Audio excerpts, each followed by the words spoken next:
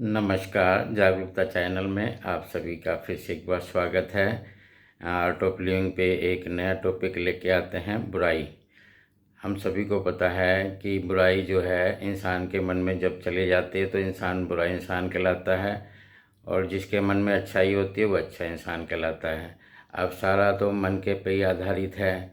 इंसान जो है बुराई को अपनाएगा तो बुरा हो जाता है, और अच्छाई अपनाता है तो अच्छा हो जाता है। तो हम बुराई के लिए यही कहेंगे कि ये जो बुराई है यही इंसान को ख़राब करती है। नहीं तो सारे ही दुनिया के अंदर सारे ही इंसान अच्छे होते हैं, लेकिन बुराई जो है ये इंसान को ख़राब करती है। इसको हम गंदगी भी कह सकते हैं कि जिसके मन में ये गंदगी चली जाती है उसका मन गंदा हो जाता है, और फिर वो कार्य भी वैसे ही करता है। जिसके मन में अच्छाई होती है वो अच्छे कर्म करता है और अच्छा जीवन जीता है। तो आज हम इसी टॉपिक पर चर्चा करेंगे कि अच्छाई क्या है और बुराई क्या है। बुराई का आधार जो होता है वो होता है काम, क्रोध, लोभ, मोह, अहंकार। ये बुराई का आधार है। और अच्छाई का आधार क्या होता है? प्यार, नम्रता, सहनशीलता, विशालता, करुणा और दया। ये अच्छाई के आधार होते हैं। अब हमने चूज़ करना है कि हमें किन को अपनाना है अपने जीवन में। अगर हम अच्छा जीवन जीना चाहते हैं तो अच्छे गुणों को अपनाएं। अगर हम चाहते हैं कि हमारा जीवन जैसा भी हो लेकिन हमें तो बुराई को ही अपनाना है, तो उससे हमारा जीवन जो है गंदा हो जाता है। यानी कि जो हम फिर कहेंगे कि सुख नहीं है, शांति नहीं है, खुशी नहीं है, परेशानी ही परेशानी है, तो ये बुराई के कारण ही है सारी चीज़ें। जितनी भी दुनिया में परेशानियां हैं वो सब बुराई के कारण है, और जितने भी अच्छे जीवन जीने वाले लोग हैं वो है अच्छे गुणों के कारण।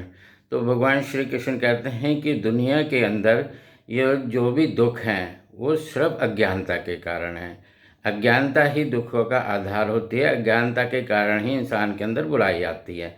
और अगर किसी के पास ज्ञान है तो ज्ञान के कारण सारी अच्छाइयाँ उसके पास आते हैं, तो वो एक अच्छा इंसान बन जाता है, अच्छा जीवन जीता है, अच्छे कार्य करता है। तो बुराइयों का अंत कैसे करें और अच्छाइयों को अपने मन में कैसे धारण करें? हमें अपने मन को सबसे पहले साफ करना होता है। सफाई हम चाहते हैं कि हमारा मन साफ होगा तो इसके अंदर अच्छाइयाँ वास करेंगी। जिस प्रकार से एक साफ बर्तन के अंदर अगर हम भोजन डालें तो वो साफ बर्तन में जो भोजन है वो अच्छा होता है। अगर हम किसी गंदे बर्तन में भोजन डालें तो कहेगा ये तो खाने योग्य ही नहीं है, अब मैं इसको नहीं खाता, इसकी ये तो बर्तन ही गंदा है। तो इसी प्रकार से हमारे मन को साफ करना होता है, और अपने मन को साफ करने के लिए हमें इन बुराइयों का त्याग करना पड़ेगा, क्योंकि बुराइयों का त्याग करे बिना ही हम कभी भी अच्छे इंसान बन ही नहीं सकते। तो कल एक सब इंस्पेक्टर हमारे दिल्ली पुलिस में ही ट्रैफिक कंट्रोल रूम में, उनसे चर्चा हुई। बहुत अच्छे इंसान हैं। उनकी विचारधारा आज मैं पेश कर रहा हूँ। उनकी विचारधारा ये है कि मुझे मोक्ष भी नहीं चाहिए, मुझे मुक्ति भी नहीं चाहिए, मुझे चाहिए एक अच्छा जीवन दुनिया में। और जीवन कैसा होना चाहिए? साफ़ सुथरा, नीट एंड क्लीन। यानी आज जो ये कुरीतियाँ हैं ये दूर होनी चाहिए। जैसे कि कोई किसी का रेप कर रहा है, कोई चोरी कर रहा है, कोई डकैती डाल रहा है, कोई किसी से नफरत कर रहा है, कहता ये सब नहीं होना चाहिए दुनिया के अंदर। दुनिया के अंदर अच्छाइयाँ होगी तो जैसे उन्होंने कहा कि भाईचारा हो, प्रेम हो, एक दूसरे के साथ मिलवर्तन हो, कहता वो जीवन मुझे सबसे अच्छा लगता है कि दुनिया के अंदर से ये बुराइयां कैसे समाप्त हों। सभी अच्छा जीवन जीना चाहते हैं, लेकिन बुराइयों को छोड़े बिना अच्छा जीवन जिया ही नहीं जा सकता। तो उन्होंने कहा कि इन बुराइयों को दूर कैसे किया जाए। आप अपने चैनल से बताओ लोगों को कि इन बुराइयों को त्यागना कितना ज़रूरी है, तभी अच्छा जीवन बन पाएगा। तो ये कह रहे थे आजकल बच्चों के साथ जिस तरह से वो कहते हैं रेप भी कर रहे हैं लोग बाग, और किसी प्रकार से किसी के नफ़रत भी कर रहे हैं, ईर्ष्या भी कर रहे हैं। यानी बुराइयों को इस कदर धारण कर रखा है कि वो इस चीज़ पे भी खुश होते हैं कि भई मैंने इन बुराइयों को धारण कर रखा है तो ये मेरे लिए ठीक लग रहा है मुझे। लेकिन कभी भी बुराई का अच्छा रिजल्ट नहीं आया और अच्छा आएगा भी नहीं। गंदगी का रिजल्ट गंदा ही होता है। ये एक बुराइयाँ होती है गंदगी, जिसको जितना साफ रखेंगे, जितना इससे दूर रहेंगे, बचेंगे, उतना ही हम अपना जीवन अच्छा बना पाएंगे। अगर हम इन गंदगियों को अपने मन में धारण कर लेंगे कि और इससे कहेंगे कि ये ठीक है, इसको जस्टिफिकेशन भी देंगे, तो ये कभी भी ठीक नहीं होता। ईश्वर की नज़रों में तो ठीक ही नहीं है।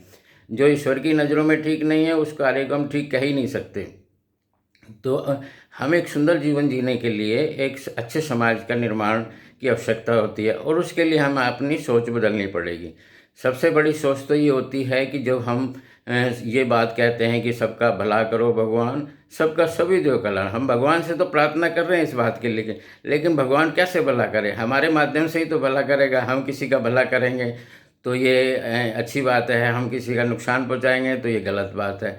तो ये इंसान ही इंसान के काम आ रहा है। आजकल हम देख रहे हैं कि सारा एक समाज परिवार है, अगर ये अच्छा जीवन जीने की कोशिश करे तो सभी अच्छा जीवन जी सकते हैं। जीवन जीने के लिए बस हमें गुणों को ही धारण करना होगा और हमें बुराइयों को त्यागना होगा, तभी हम अच्छा जीवन जी पाएंगे। एक सुंदर समाज की कोई किसी का रेप ना करे। जब वो कह रहे थे कि उसके माँ बाप पे क्या बीतती होगी किसी बच्ची के साथ कोई इस तरह से कार्य करता है, तो इतना घृणित कार्य है करने के बाद, हालांकि हो सकता है वो भी पछताए कि मैंने ऐसा बहुत गलत किया, लेकिन वो गलत कार्य है उस वक्त वो नहीं सोचता, क्योंकि वो काम के वशीभूत हो जाता है। इंसान काम के वशीभूत, काम वासना के वशीभूत होकर ये गलत कार्य करता है, और बाद में इसका रिजल्ट कितना खतरनाक होता है, कितना घृणित होता है। सारा समाज उसको घृणा की दृष्टि से देखने लगता है, सारा समाज उसको बाइकआउट करता है, कहता है इसने कोई अच्छा कार्य नहीं किया। और बहुत से ऐसे कार्य होते हैं जो सारा समाज उनको वो प्रोत्साहित करता है कि कोई गोल्ड मेडल लेके आते हैं, कोई अच्छे कार्य करते हैं, देश का नाम रोशन करते हैं, माँ बाप का नाम रोशन करते हैं, खुद का नाम रोशन करते हैं, तो वह सारा समाज उनको बधाई देता है और उनके लिए खुश भी होता है, कहता है इसने बहुत अच्छा कार्य किया, देश के लिए बहुत अच्छा कार्य किया, इतनी मेहनत करके गोल्ड लाया है। तो जो आदमी अच्छा कार्य कर रहे हैं उनके लिए समाज, सारा समाज एक होता है, सब उनको अच्छा ही कहेगा। और जो गलत कार्य करेंगे तो सारा समाज उनके विपरीत हो जाएगा, वो कहेगा ये किसी भी तरह से जस्टिफिकेशन नहीं है, ये गलत है। कल को किसी के बच्चे के साथ गलत होता है तो वो माँ बाप किस तरह से पीड़ित होते हैं, सारे जीवन के लिए उसके मन में ऐसा भाव घाव हो जाता है जो कभी नहीं बढ़ता। तो इसीलिए हम बुराई से ही बचाना है अपने आप को, काम का वासना ऐसा इस कार्य को कभी नहीं करना, और ये कार्य घृणित कार्य है। इसी प्रकार से हम जितनी भी बुराइयों को धारण करेंगे तो हमारे से कोई भी कार्य अच्छा नहीं हो सकता, और जब अच्छा कार्य नहीं होगा तो उसके रिजल्ट कभी भी अच्छे नहीं माने गए। भगवान श्री कृष्ण ने तो गीता के अंदर साफ लिखा है कि जो जैसा कर्म करेगा उसको भोगना ही पड़ेगा, ये अनिवार्य है। जैसे कैसे हम कानून तोड़ते हैं तो उसकी सज़ा हमें होती है कि हमने कानून तोड़ा और कानून ने फिर हमें सज़ा दी। तो हम कितना ही बच लें, हम सोच ले संसार में हम बच जाएंगे, लेकिन संसार में बचने का मतलब ये नहीं है कि ईश्वर की नज़रों से बच जाएंगे। ईश्वर ने तो सब कुछ एक नियम बनाया हुआ है कि जो जैसा कर्म करेगा मैं उसको वैसा ही फल दूंगा। तो जब हमने गलत किया है तो हमें अच्छा फल कभी मिल ही नहीं सकता। तो हम ईश्वर से डर के रहें, इससे भय में रहें कि ईश्वर तो हमें नहीं बख्शेगा। अगर हमने गलत किया है तो ईश्वर नहीं बख्शेगा, चाहे हम दुनिया की नज़रों में कितना भी धूल झोंक ले, कितनी पावर यूज़ कर ले, लेकिन कभी ना कभी तो ईश्वर के हम पास जाएंगे, कभी ना कभी तो हमारा रिजल्ट गलत आएगा।